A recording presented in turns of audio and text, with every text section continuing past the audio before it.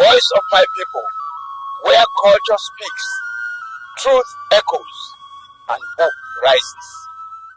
Igbo Queen, this is the voice of my people. My name is Emmanuel Anya, and this episode is a very special one. We have with us a distinguished royal father. He is the Eze Ndigbo Gburugburu Rivers, Eze Ndigbo Rivers engineer Samm Nwokolo. We have him in our midst, and this episode we're going to be talking about the Igbo community in Rivers State. Sir, you're welcome. Oh, thank you. Thank you so much for coming, and thank you for making our time. Now, we want to know the person of engineer Samm Nwokolo is Ndigbo. Can you tell us a little about yourself? I'm a normal breed, a normal Igbo man. Yes. Normal Igbo man from the extraction of Anambra State. I was born and bred up in Port Harcourt here. Wow. And family man, an Igbo man unadulterated. So, just like every other Igbo man, you've already heard I'm the Ndigbo Gburugburu State. With the responsibility of playing a father role to the Igbo people in this state. Okay. Is it in my hand ihe anyị na-eme ka anyị reach out to Igbo, ndị Igbo niile nọ na Rivers and also outside the state. Because ihe batara na Igbo community, m ga-achọ ka ikutu okwu batara ndị Igbo community. When did we start having Igbo community? How did you become Igbo? Is ndị Igbo na Rivers State? Okay. Ndị Igbo anọla for a long time. Onwe mgbe Rivers State and Igbo Channel as a home base na ndị Igbo. Ife mere na ome mgbe a nụchara agha ife niile then and the general Igbo community in Nigeria. And I get to after ndị Igbo natakwa back to Rivers State after the war and the rest of the thing. I began to groom ourselves. Then in the 90s, after the Ogabacha Sabiola, early mid-90s, ndị Igbo say what was essential I be together. You were a leader, yeah, pilot to the affairs of the Yano Asana. Yellow ndị Igbo nọ n'obodo ahụ. So nwee ka esi eme okwu dị anya agbagojelu onye ahụ or interface between the people and the government. So oge o nwere ezigbo nwa afọ Igbo onye Imo steeti nọ bie n'isi na-eme ife niile. Ndị Igbo tụkọ aka. After then, I think tụkọ aka they meted the governor before they meted the go give them officially they forget democracy not equal again in Nigeria. Okay. Assembly atụkọ aka with other leaders of Rivers extractions. Some LGBT other traditional rulers in Rivers State meted the then governor. Atụkọ aka wee wepụta onye a na-akpọ Alhaji Vinko onye Imo State. We were the first as ndị Igbo. And always ndị Igbo the second kind of way. Because before I would have Igbo coming with president of Igbo Union.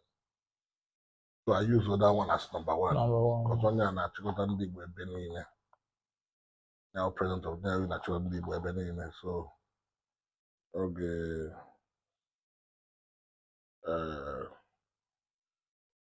then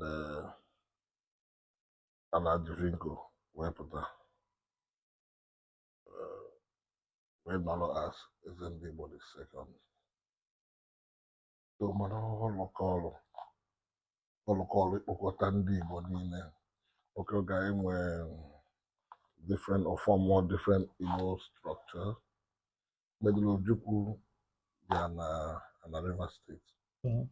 Onye nwe onye ọbụla nwe onye Igbo. My governor so when I South East, they don't have to nwa. Away the traditional, away form of the traditional stool of River State. Okay, River State now with Bayelsa as one state. And when we Bayelsa got form of this thing, always and Ndigbo. Then we make it different capital Bayelsa.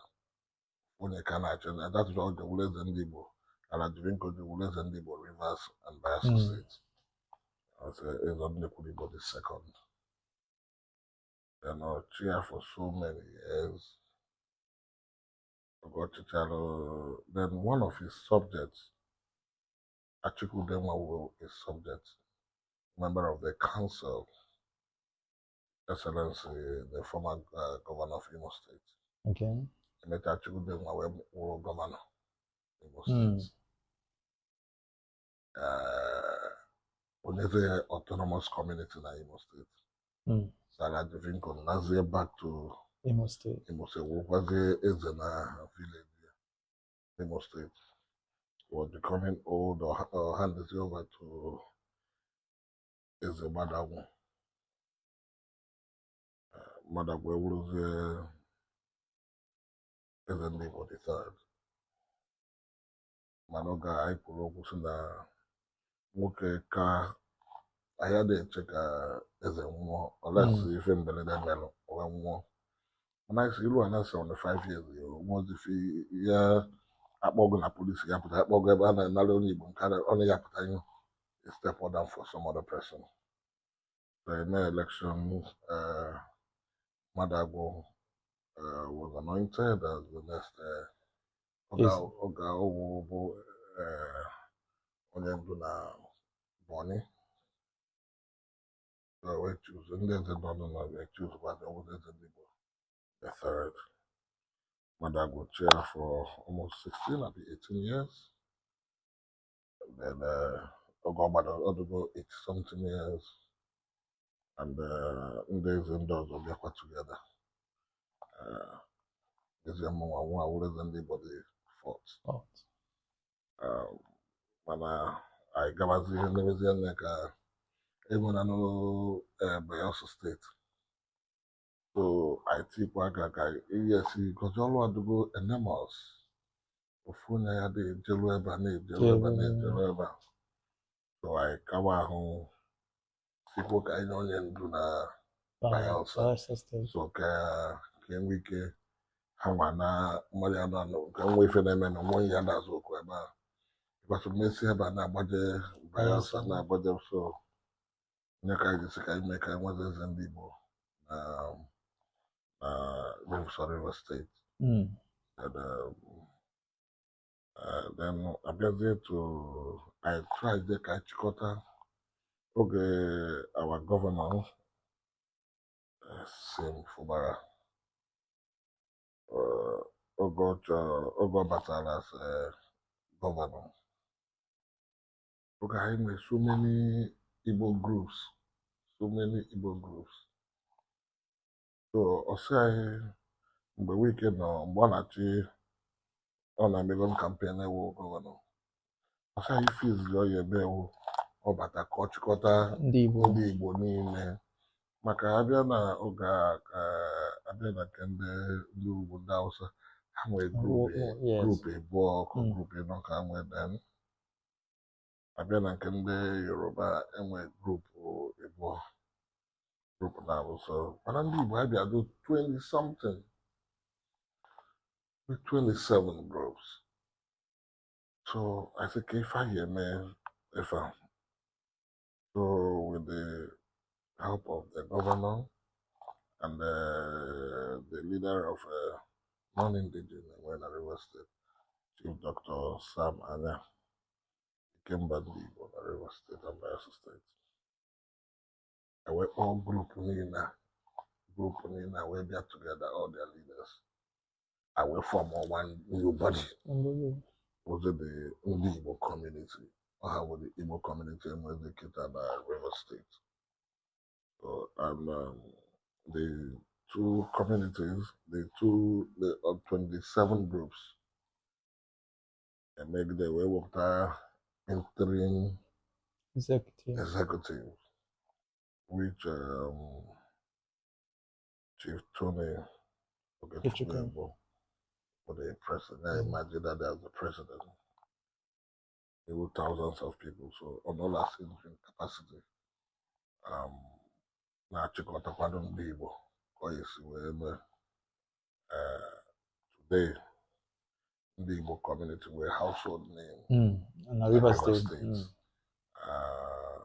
Ya jụọ anyị nke anyị nọ n'obodo a anyị nọ anyị dị almost over 5 million. Wow.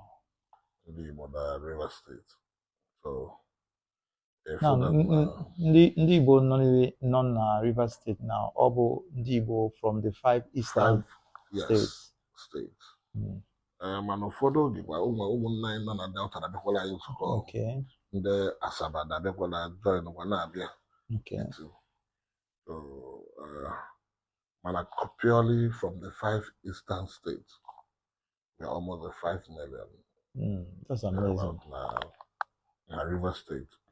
And I say iwolo ogwu anyị zagwọta ya ọnụ ihe agbajimi ya. Yes, sir. Mana na-ewepụta ofu mkpụrụ ihe na-agbaji one by one. So I try to get together as a body, a formidable body. That is why you could see we are able to resist so many things happening. And also I'm really a supportive governor that has been very supportive to the Igbo community, to the Igbo cause. See Hapocha and the politics on suspension that we are praying that it's coming back next month. But even his time on us, what can I support? That's great. And we have a political leader, the Commissioner for Special Duties. Each regime, the government appoints a coordinating slot for commissionership. Onozie as head of non-indigenous.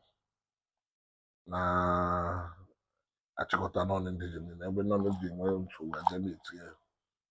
So enwekwa onye dị very capable, Chief Dr. Samm, and then the Commissioner for Special Duty and with the head of non-indigenous. Where does he like ma wuru no onye Igbo? Wuru onye isi anyị politically. So with his help, we have been able to galvanize all the people. Imana ayi kanko, Ndigbo ayi kanko. Obodo ayi no ayi kande no obodo. A population. So, but we are trying to bring them down. And kaya if okay, there's so even all the reasons. So both the commissioner, both our acting president, the only one. And from the traditional part and other peoples, we are all working together. Okay. Let's see, because I'm that over time, all Ndigbo non River State, and whereby challenges, maybe area here, maybe anything. Ndigbo community, because of these challenges. I'm all at one time, and somebody Gburugburu somebody, and I'm aware that Ndigbo community,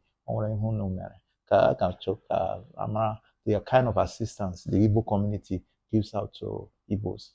Ịbịa ọzọ na ọbụrụ ọsọ na afịa onwe na mgbe egburu ndị Igbo anyị nwapụta ịbịa n'afịa niile ndị Igbo nwere union afịadị mana anyị nọ na mba mmiri na anụ onye ọzọ mana anyị nwa nwere 80% of those in the market ndị Igbo 80 to 85%. So and anyị nwere onyeisi ndị trader nọ na Rivers State. So onwe ka ife ọla si ezie m ozi agwa m anyị apụta mgbe a gbanwuru ebe ịnọkọta bịa bụrụ onye Igbo anyị apụta jụọ ka ife omere. So those era is gone. Ịnọkọta si na Igbo onye Igbo ọ dịrọzi possible because amara na onwere mmadụ. For now we afọ na ndị na-azụrụ ahịa at least we can't solve all the problems, but to a great extent they are very happy now because of the protection we give them and also because of the kind of government we have. They listen to us. Onwe ka o si dọla ya dịkwa kpọọ ha achọkwa yeah, so and abịakwa na because one of our our biggest challenges is the land issue. If the Land grabbers. an Igbo man, I like a current. I like Owenke.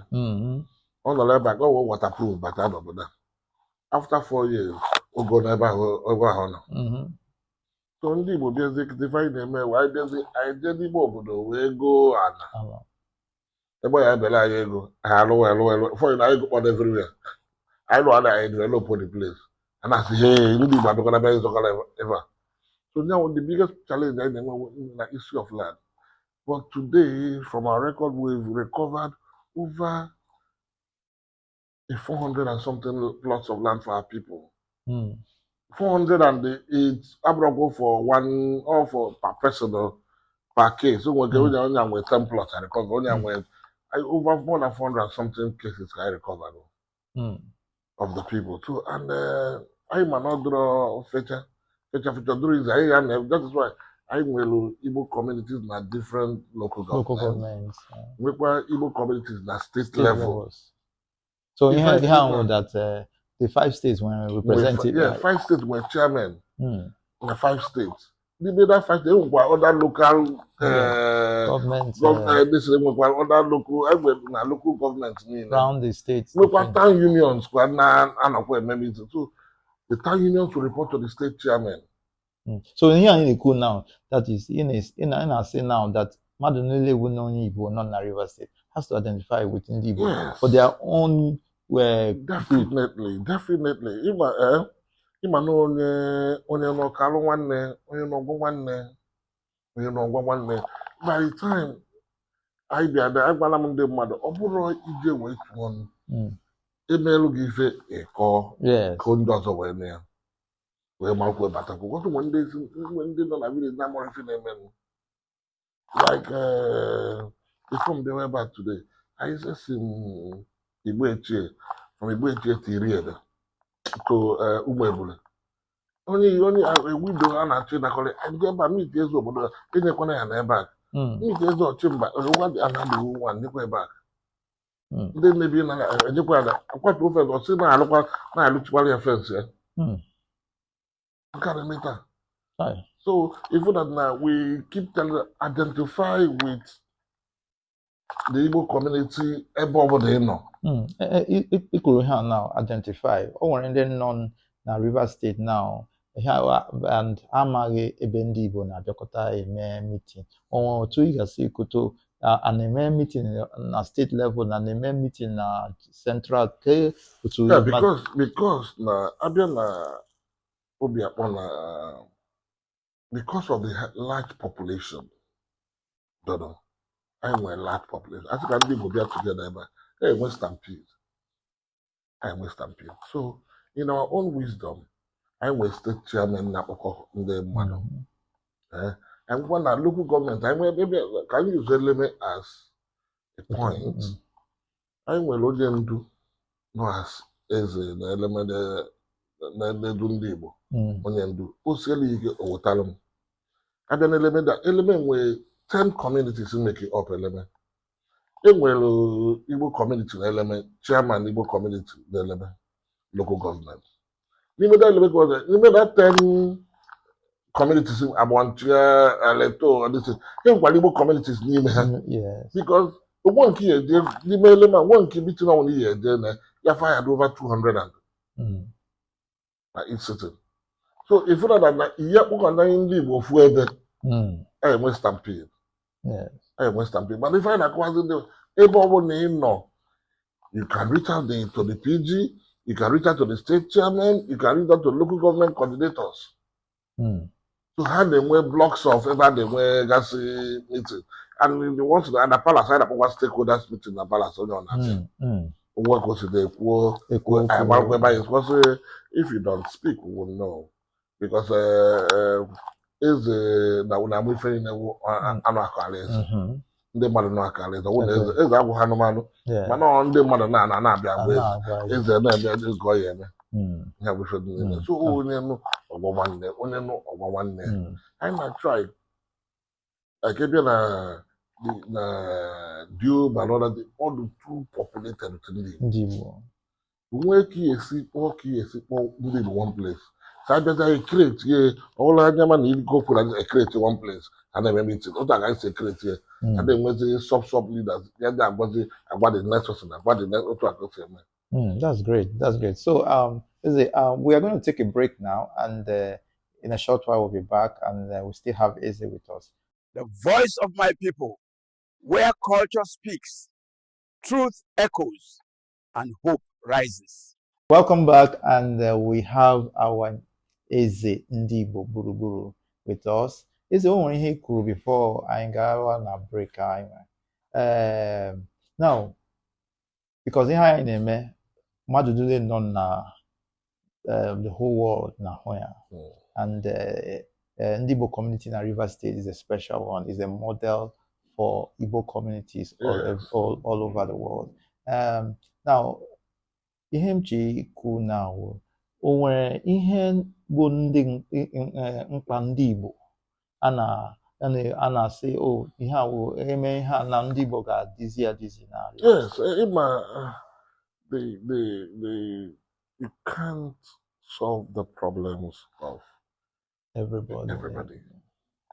But as a leader within the house, I know how I am. Now this last I free medical for 3 months for women. That once you register at the scheme, free medical, and you can testify, ask questions. People are benefiting from it. Not that no any government any if I got al even Obama we're buying a first Igbo hospital and we're almost through. Wow. Ndigbo community hospital. We are almost I had to go 70% through with the job. Or 65%. I look at our again. And you see I have so many visions, so many things to do for our people. But I want Ndigbo ike I want Jack I only water, I not to win now. So but I say from anywhere. We will do more to help our people, especially sensitization. All of Maka voice of the people. But for voice of the people to survive, they still need money. The back night by people for 30 minutes, you know how much it will be. Going to the radio stations to forces it is too expensive. And these things are done privately by us. Not that dying with anybody coming to help us. I have from Ndigbo community, I have from going up. I do Ndigbo community online radio. Yeah. But because many people just need people to when they want to be digital, most of us are traders. I am all those things, but we've worked on the apps and the app and with Android on iOS and on Apple. The app is on ground. I want to the major thing was sensitization. Even the people when they hear, they will know this is available, and they will key in. We can be able to solve their problems. Like or iPhone can the police in them. Thank God for we have a wonderful CP and other good senior police officers. Equally, my head of AC also and the other people, wonderful people. Cases are in the matter my police intimidation from our people. Once we go to them, they solve. I don't want to say some things that but there are so much. Yeah. So much. Yesterday, I did for this in the civil defense for Ndigbo. One day, like, Makisi remain Ndigbo, Umbaso, na flood, no, na River State, no, Ndigbo, so I call say na Ndausa, Wolo, Zulu manhole, government manhole, the only way go there, or the flood. But we try to sensitize our people not to get involved in illegality. Don't in the amaganati boom. Nyamalenki na ego malenki na ene. Maka ikuku nke na-adọ mma na ebe ya ala ndị and it became a serious crime in River State, a problem, a major problem.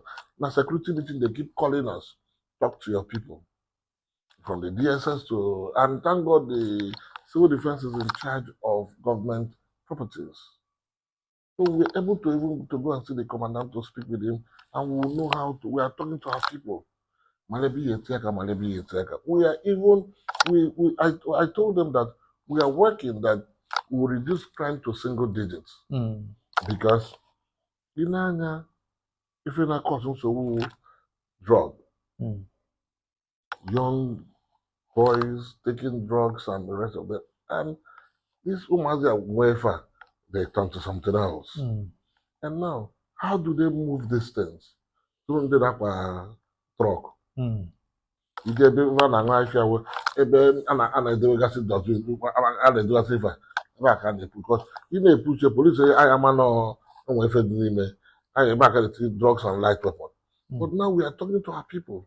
Na-checkmate ma ndị na-ebu ife nwe ebe agha na-etizi isi kịta anyị nweta gị na emefe ụzọ anyị kpọọ ọnọdụ akpọ ndị akpọ polisi ọnọdụ ndị akpọ civil defense akpọ hand they go over to them to make sure we remove our hands from crime. Because okeke nwanyị na don't enjoy. As you know, so we are making sure our people don't indulge in crime, but giving them adequate protection. That you can't just come and intimidate our people anyhow. And we thank our relationship with the police. We thank the PCRC for all the collaboration in the matter. Because police intimidation, I know. So if I know one Ndigbo, where born you know, so one Ndigbo community, to join, no? Yes, that's good. Join. More than a palace, I didn't get up to the nearest Igbo community born, you know. So where can you went so? I am okay to with the Easy. We're going to be rounding up, but Achokam, equal to all our men, our women, our royal father. Just speak to the men, the women, Ndigbo niile nọ na Rivers. I na-abata a season where we need to come together. Anybody, it's time for us to forget and come together. So I'd like to just speak to. We're always telling our people, because nobody is perfect. Those that have offended, they should forgive. Those that offend me. And again, when we pray, like if I need the kid, we be together. See, what kid an election, I will go in the president. I work the president, work the state, then work the DC. Local government work the DC, always go. Only one happen that. Only for one happen that. Kitia kaka idozi obodai. Maka obodai don't ma obala yoro. Yes. Or John die was half of here. So indeed, we bobo ni no. I mean many powerful. Already then when you na yaputani, if only yaputani. When you na yaputani, if only yaputani. I mean. Most of the richest people even at least are one people. come out and support Igbo community. Come out and join so that we can protect our people. Because onwere mmadụ ka onye nwere ego. Onwere mmadụ ka onye nwere ego. And I be otu akịta ka ị ka esi nyere onwe anyị aka, ka ị ka esi wee chụọ poverty, wee bịa together. Chụọ poverty. M na-arụ ụlọ, enye m onye na-arụ onye Igbo ọrụ. Can reduce as we are working.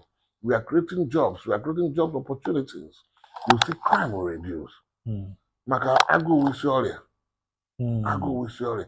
So ndị Igbo ebe ọ na ma nwoke ma nwaanyị ị na-azụ Afrịka ọ niile emebianụ ka anyị tie aka agbakọ ọnụ nyụọ mamịrị ọgba ụfụfụ. Onwe nke anyị na-eme na-adọrọ ma agwa anyị nke ọzọ onwe ma anaghị nwere ụzọ onye agwana m onwe m ife niile. Ndị be anyị si agbakọ aka tị nwa n'obi nọ ya wa n'afa. Onwe nke na-adọrọ ma ayawọpịa sị na nke adọrọ ma ayawọpịa. Lekwe ndị dị mma ka anyị eme. So onye nwere ebe ọ na-ịnọ ị na-azụ afịa ị kpọwara akpọwa ka ị na-ele ị nọ na kọmpanị ị nọ na gọọmenti wọk kọrị nọ bịa tugeda. Ana m arịọ ụnụ ndị Igbo ka anyị bịakọta n'ọnụ. Ikwu kịta na elekshọn anyị eruola. Anyị na-akwadowe elekshọn.